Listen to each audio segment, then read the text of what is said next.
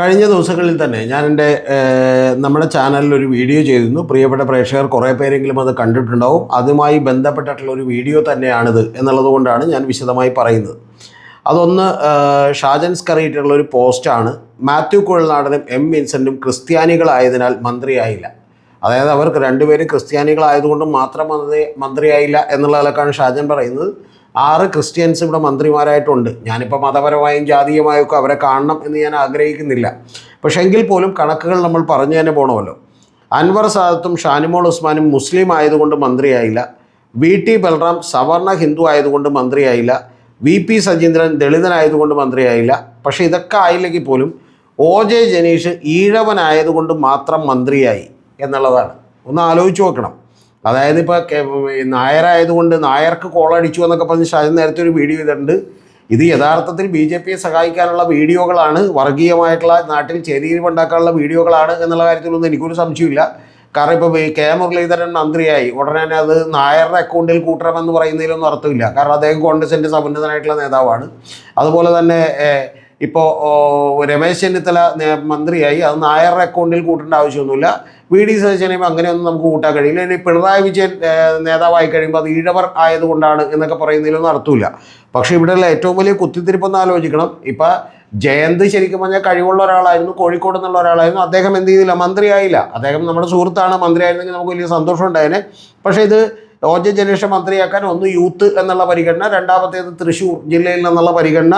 അപ്പോൾ ഇതൊക്കെ വെച്ചുകൊണ്ടാണ് അദ്ദേഹത്തെ മന്ത്രിയാക്കിയതെന്നൊക്കെ അറിയാം. പക്ഷേ ഇവിടെ ഷാജൻ പറയുന്നത് മതേതര പരിഷ്കൃത സമൂഹം എന്ന് സ്വയം അവകാശപ്പെടുന്ന നമ്മുടെ നാട്ടിലെ യാഥാർത്ഥ്യം ഇങ്ങനെയൊക്കെയാണെന്ന് എത്ര പേർ തിരിച്ചറിയുന്നുണ്ട് എന്നുള്ളതാണ് ചോദിക്കുന്നത് ഷാജൻ സ്കറി. എന്ന് പറഞ്ഞാൽ മുസ്ലിം സമുദായത്തിൻ്റെ ഭാഗത്തോടും ക്രിസ്ത്യൻ സമുദായത്തിൻ്റെ ഭാഗത്തോടും ഹിന്ദു മക്കളൊക്കെ തന്നെ BJPയുടെ ഭാഗത്തോടും ചേർന്ന് നിൽക്കട്ടെ എന്ന് പറയുന്ന ആഗ്രഹമാണ്.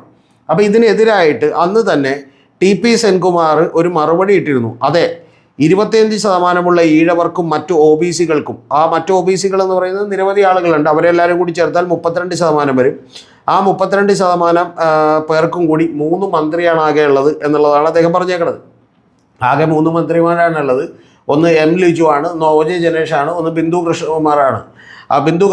അപ്പോൾ ഇത്തരം മന്ത്രിമാരാണുള്ളത്. പക്ഷേ ഇതിലൊക്കെ തന്നെ അതായത് 32% ഉള്ളവർക്ക് ആകെ 3 മന്ത്രിമാരും 18%, ഞാൻ പലപ്പോഴും പറഞ്ഞിട്ടുണ്ട് 18 ഇല്ല യഥാർത്ഥത്തിൽ, ഒരു 16-17% ക്രിസ്ത്യൻസ് ഉള്ളൂ, അവർക്ക് 6 മന്ത്രിമാരും എന്നുള്ള നിലക്കാണ്.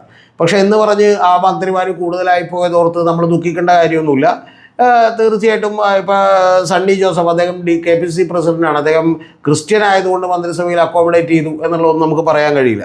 അപ്പോൾ അതുകൊണ്ട് തന്നെ ഇത്തരം വാദങ്ങളൊക്കെ ഉന്നയിക്കുന്നത് തന്നെ ഈ നാട്ടിൽ സമുദായ സ്പർദ്ധ വളർത്താനാണ് എന്നുള്ളത് നിങ്ങൾ മനസ്സിലാക്കണം. അതുമായി ബന്ധപ്പെട്ട് ഞാൻ വിശദമായിട്ടൊരു വീഡിയോ ചെയ്തിരുന്നു, അതുകൊണ്ട് ഞാൻ അതിലേക്ക് പോകുന്നില്ല. പക്ഷേ ഇതിന് നേരെ ഈ പറയുന്ന സെൻകുമാറിൻ്റെ മറുപടിക്ക് വീണ്ടും ഷാജൻ വന്നിട്ടൊരു മറുപടി കൂടി ഇട്ടിട്ടുണ്ട്. അതാണ് എന്നെ അമ്പരപ്പിച്ചത്. അതാണ് ഞാൻ ഈ വീഡിയോ ചെയ്യാൻ തയ്യാറായത്. അതിൽ ഷാജൻ സ്കറിയെ പറഞ്ഞേക്കുന്നത് ഡോക്ടർ TP സെൻകുമാർ അറിയാനാണ്. ഈഴവ സമുദായ ആചാര്യൻ LDFനും ആചാര്യനും LDFനും ആചാര്യനും ഉപ ആചാര്യനും BJPക്കുമാണ് പിന്തുണ കൊടുത്തത്. അതുകൊണ്ട് UDFന് അധികം ഈഴവരെ ജയിപ്പിക്കാൻ കഴിഞ്ഞില്ല. അപ്പോൾ പിന്നെ എന്ത് ചെയ്യും സാർ? ആ സ്ഥിതി ആദ്യം മാറട്ടെ. അതുപോലെയല്ല, ഭൂരിപക്ഷം ന്യൂനപക്ഷ വോട്ടുകളും UDFനായിരുന്നു എന്നുള്ളതാണ്. എന്ന് പറഞ്ഞാൽ UDFൻ്റെ മന്ത്രിസഭയിൽ മുസ്ലിം ക്രിസ്ത്യൻ മന്ത്രിമാർ കൂടിയതിനെ ഷാജൻ ന്യായീകരിച്ചേക്കണതിൻ്റെ ഒരു കാര്യം, അതിൻ്റെ ഈ പറഞ്ഞ അടിസ്ഥാനം എന്നെ അമ്പരപ്പിച്ചു, അത്ഭുതപ്പെടുത്തി എന്നുള്ളതാണ്. അതൊരൊറ്റ കാര്യമാണ്. പിന്നെ ഷാജൻ അത്രയൊക്കെ ചിന്തിക്കുന്നുള്ളൂ എന്നുള്ളത് കൊണ്ടാണ് പോട്ടെ. പക്ഷേ എങ്കിൽ പോലും ആ കാര്യത്തിന് മറുപടി പറയാതിരിക്കാൻ കഴിയില്ല.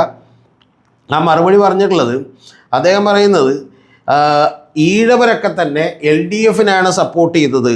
അതായത് ആചാര്യൻ എന്ന് ഉദ്ദേശിക്കുന്നത് വെള്ളാപ്പള്ളിയാണ്. വെള്ളാപ്പള്ളി LDFനാണ് സപ്പോർട്ട് ചെയ്തത്. ഉപ ആചാര്യൻ, അതായത് തുഷാർ വെള്ളാപ്പള്ളിയെ ഉദ്ദേശിച്ചിട്ടായിരിക്കും, അത് BJPക്കുമാണ് സപ്പോർട്ട് ചെയ്തത്. അതുകൊണ്ട് എന്ത് ചെയ്തു, പിന്നെ കൂടുതൽ ഈഴവരെ ഒന്നും ജയിപ്പിക്കാൻ കഴിഞ്ഞില്ലല്ലോ, അത് ആദ്യം മാറട്ടെ എന്നുള്ളതാണ് പറഞ്ഞേക്കുന്നത്. എന്ന് പറഞ്ഞാൽ ഒരു സമുദായം ആരെ സപ്പോർട്ട് ചെയ്യുന്നു എന്നുള്ളതിനെ അടിസ്ഥാനമാക്കി മന്ത്രിസ്ഥാനങ്ങൾ വീതം വെക്കുമെന്നാണോ ഷാജൻ പറയുന്നത്? അങ്ങനെ MLA സ്ഥാനങ്ങൾ വീതം വെക്കുമെന്നാണോ ഷാജൻ പറയുന്നത്? ഷാജൻ ഇതുകൂടാതെ മറ്റൊരു വർത്തമാനവും കൂടി ഇതിനകത്ത് പറഞ്ഞിട്ടുണ്ട്. അതായത് BJPയിൽ മുസ്ലിം മന്ത്രിമാരില്ലാത്തതിൻ്റെ കാരണം മുസ്ലിംസ് BJPയെ സപ്പോർട്ട് ചെയ്തുകൊണ്ടാണെന്ന്. മുസ്ലിംസ് അങ്ങനെ BJPയെ സപ്പോർട്ട് ചെയ്താലും ഇല്ലെങ്കിലും അവരെ കൂടി ഉയർത്തിക്കൊണ്ടുവരാനും അവരുടെ പ്രാതിനിധ്യം ഉറപ്പുവരുത്താനും ശ്രമിക്കേണ്ട ബാധ്യത ഒരു രാഷ്ട്രീയ പാർട്ടിക്കുണ്ട് എന്ന് വിളിച്ചു പറയാനുള്ള സാമാന്യ ബോധമെങ്കിലും ഒരു ജേർണലിസ്റ്റ് എന്നുള്ള നിലയ്ക്ക് ഷാജന് വേണം. അല്ലാതെ ഷാജൻ ഇങ്ങനെ പറയരുത്. അതായത് മുസ്ലിങ്ങൾ BJP വോട്ട് ചെയ്യുന്ന കാലത്ത് മുസ്ലിം മന്ത്രിയെ കൊടുക്കും, അതുപോലെ തന്നെ ക്രിസ്ത്യനുകൾ BJP വോട്ട് ചെയ്യുന്ന ക്രിസ്ത്യൻ മന്ത്രിയെ കൊടുക്കും, ഈഴവർ BJP വോട്ട് ചെയ്യുന്ന സ്ഥാനത്ത് ഈഴവ മന്ത്രിയെ കൊടുക്കും എന്ന് പറയുന്നത് എന്താ അസംബന്ധമാണ്? എന്തൊരു അനീതിയാണിത്!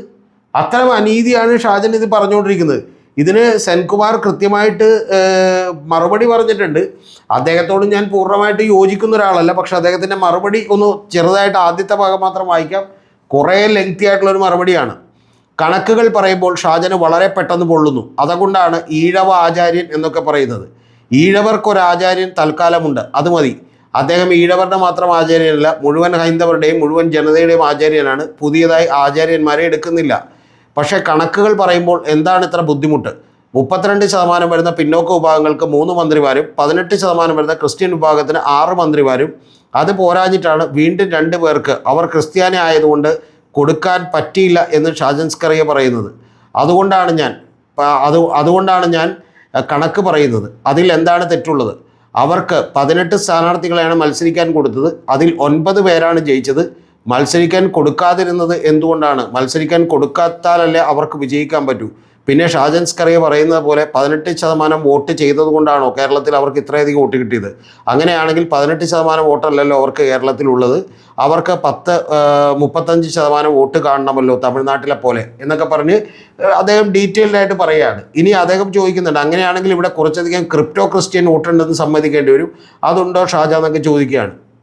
യഥാർത്ഥത്തിലുള്ള വിഷയം എന്താ? ഇവിടുത്തെ ഈഴവരും നായരും ഹിന്ദു കമ്മ്യൂണിറ്റിയിലുള്ള മഹാഭൂരിപക്ഷം പേരും ഇത്തവണ UDF കൂടി വോട്ട് ചെയ്തുകൊണ്ടാണ് അവർ അധികാരത്തിലേക്ക് വന്നേക്കുന്നത്.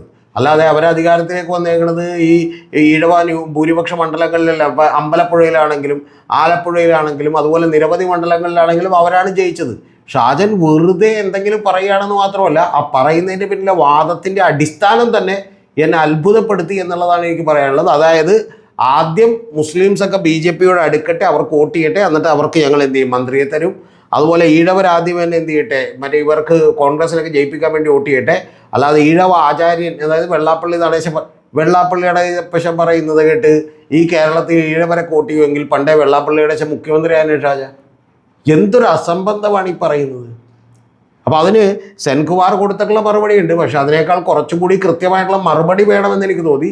ഏറ്റവും അടിസ്ഥാനപരമായിട്ടുള്ള ഒരു കാര്യം ചോദ്യം ചെയ്യപ്പെട്ടില്ല. ആ ചോദ്യം ചെയ്യപ്പെടാത്തൊരു കാര്യം ഈഴവ ആചാര്യൻ ആരാണ് എന്നുള്ളതൊക്കെ നമുക്ക് രണ്ടാമത് ഡിസ്കസ് ചെയ്യാം. പക്ഷേ പ്രധാനപ്പെട്ടൊരു കാര്യം, ഒരു കമ്മ്യൂണിറ്റി ഞങ്ങൾക്ക് വോട്ട് ചെയ്യുമെങ്കിൽ അവർക്ക് ഞങ്ങൾ കൂടുതൽ പ്രാതിനിധ്യം കൊടുക്കും. അതായത് മുസ്ലിം കമ്മ്യൂണിറ്റിയൊക്കെ കൂടുതൽ, അതായത് മൈനോറിറ്റിയിലെ മഹാഭൂരിപക്ഷം പേര് ഇത്തവണ UDF വോട്ട് ചെയ്തത്. അതുകൊണ്ട് ക്രിസ്ത്യൻസിന് 6 മന്ത്രി കൊടുത്തു. അതുകൊണ്ട് ഈ പറയുന്ന പോലെ കൂടുതൽ മന്ത്രിസ്ഥാനം മുസ്ലിങ്ങൾക്ക് കൊടുക്കുന്നു എന്നൊക്കെ പറഞ്ഞാൽ പിന്നെയും ഈ സമൂഹത്തിൽ വേർതിരിവുണ്ടാക്കാൻ, വർഗീയ വിഭജനം ഉണ്ടാക്കാനല്ലേ ഇത്തരം വാക്കുകൾ സഹായിക്കുള്ളൂ. അതുകൊണ്ട് കുറച്ചൊന്ന് മയപ്പെട് എന്ന് മാത്രമാണ് എനിക്ക് പ്രിയപ്പെട്ട ഷാജൻ സ്കറിയോട് പറയാനുള്ളത്. ടോപ്പിക്ക് കഴിഞ്ഞു. മറ്റൊരു പ്രധാനപ്പെട്ട കാര്യം കൂടി എൻ്റെ പ്രിയപ്പെട്ട പ്രേക്ഷകരോട് പറയാനാണ്. നമ്മൾ പുതിയൊരു ചാനൽ തുടങ്ങിയിട്ടുണ്ട്. നിങ്ങൾ കുറേ പേര് അത് അറിഞ്ഞിട്ടുണ്ടാവും. അറിയാത്തവർ മാത്രം ഇത് കേട്ടാൽ മതി. അത് BCC വിത്ത് രതീഷ് ചക്രപാണി എന്നാണ്. ബിയോണ്ട് കോമൺ കോൺഷ്യസ്നസ് എന്നാണ്. പൊതുബോധത്തിനുമപ്പുറം എന്നുള്ളതാണ് അതിൻ്റെ ഒരു മീനിങ് എന്ന് പറയുന്നത്. സാധാരണ ഇവിടെ നമ്മുടെ മുഖ്യ പരമ്പരാഗത മാധ്യമങ്ങളും പത്രങ്ങളും ഒക്കെ കൂടി ജനങ്ങളുടെ മനസ്സിലേക്ക് പലപ്പോഴും അവരുടെ അജണ്ടകൾ വെച്ചുകൊണ്ട് ഒരു തെറ്റായ പൊതുബോധം സൃഷ്ടിക്കാറുണ്ട്. ആ പൊതുബോധങ്ങൾക്കും അപ്പുറമുള്ള ചില കാര്യങ്ങൾ സംസാരിക്കുന്നതിന് വേണ്ടിയിട്ടാണ് നമ്മൾ ആ ചാനൽ തുടങ്ങിയിരിക്കുന്നത്. അത് വലിയ രീതിയിൽ പ്രിയപ്പെട്ട പ്രേക്ഷകർ ഏറ്റെടുത്തിട്ടുണ്ട്. ഇപ്പോൾ ഏതാണ്ട് 3500ഓളം വ്യൂസ് ആയിട്ടുണ്ട്. അത് 1 മണിക്കൂറും 42 മിനിറ്റുമുള്ള ഒരു പോഡ്കാസ്റ്റാണ്. അതിൻ്റെ ടോപ്പിക് എന്ന് പറയുന്നത് 2021 2% വോട്ടുകൾ കൂടുതൽ നേടുകയും 8 സീറ്റുകൾ കൂടുതൽ നേടിക്കൊണ്ടും അധികാരത്തിലേക്ക് വന്ന ക്യാപ്റ്റനായിരുന്ന കരുതനായിരുന്ന പിണറായി വിജയൻ്റെ ഇമേജ് എങ്ങനെയാണ് പടിപടിയായി സിസ്റ്റമാറ്റിക്കായി തകർക്കപ്പെട്ടത്, അതിലുള്ള മാധ്യമ ഗൂഢാലോചനകൾ എന്താണ്, അതിലുള്ള വലിയ തന്ത്രങ്ങൾ എന്താണ് എന്നുള്ളതിനെക്കുറിച്ചാണ് നമ്മൾ ആ പോഡ്കാസ്റ്റിൽ ഡിസ്കസ് ചെയ്യുന്നത്. തീർച്ചയായിട്ടും മലയാളത്തിൽ ഇന്നുവരെ ആരും പറയാത്ത നിരവധി കാര്യങ്ങളാണ് അതിനകത്ത് പറയുന്നത്. അപ്പോൾ അത്തരത്തിലുള്ള നിരവധി പോഡ്കാസ്റ്റുകൾ ഉണ്ടാവും. ഒരു മാസത്തിൽ 2 3 ഒക്കെ ചെയ്യണമെന്നാണ് നമ്മൾ ആഗ്രഹിക്കുന്നത്. പക്ഷേ അങ്ങനെ വേണമെങ്കിൽ നിങ്ങളുടെയൊക്കെ വലിയ സപ്പോർട്ട് കൂടി ആവശ്യമുണ്ട്. ആ സപ്പോർട്ടുകൾ നിങ്ങൾക്ക് ഇതിനകത്ത് മെമ്പർഷിപ്പ് എടുത്തുകൊണ്ട് നമ്മളെ സപ്പോർട്ട് ചെയ്യാം. മെമ്പർഷിപ്പിൻ്റെ എമൗണ്ട് ലെവൽ 1 മുതൽ ലെവൽ 6 വരെ പല എമൗണ്ടുകളുണ്ട്. അതെടുത്തുകൊണ്ട് സപ്പോർട്ട് ചെയ്യാം. അതെടുത്തതുകൊണ്ട് ഏതെങ്കിലും വീഡിയോകൾ നേരത്തെ കാണാം എന്നുള്ളത് മാത്രമേ ഉള്ളൂ. ഏതാനും ചില വീഡിയോകൾ അതിനപ്പുറത്തേക്കുള്ള വലിയ ബെനിഫിറ്റ് ഒന്നും ഉണ്ടാവില്ല. പക്ഷേ വളരെ സത്യസന്ധമായ ഓണസ്റ്റ് ആയിട്ടുള്ള വാർത്തകളായിരിക്കും നിങ്ങളോട് പറയുക എന്നുള്ളത് മാത്രമാണ് എനിക്ക് നിങ്ങളോട് കമ്മിറ്റ് ചെയ്യാനുള്ളത്. കൂടാതെ അതിനേക്കാൾ ഉപരി നമ്മളെ നേരിട്ട് സഹായിക്കണം എന്ന് തോന്നുന്ന ആളുകൾക്കോ സപ്പോർട്ട് ചെയ്യണം എന്ന് തോന്നുന്ന ആളുകൾക്കൊക്കെ തന്നെ നമ്മുടെ ഗൂഗിൾ പേ നമ്പറും അക്കൗണ്ട് നമ്പറും കൂടി കൊടുത്തിട്ടുണ്ട് എന്നുള്ളത് എൻ്റെ പ്രിയപ്പെട്ട പ്രേക്ഷകരോട് പറഞ്ഞോട്ടെ. നമ്മുടെ ചാനലിൻ്റെ പേര് മറന്നുകൊണ്ട് BCC വിത്ത് രതീഷ് ചക്രപാണി എന്നാണ്. തീർച്ചയായിട്ടും നിങ്ങൾ ആ പോഡ്കാസ്റ്റ് കാണണം.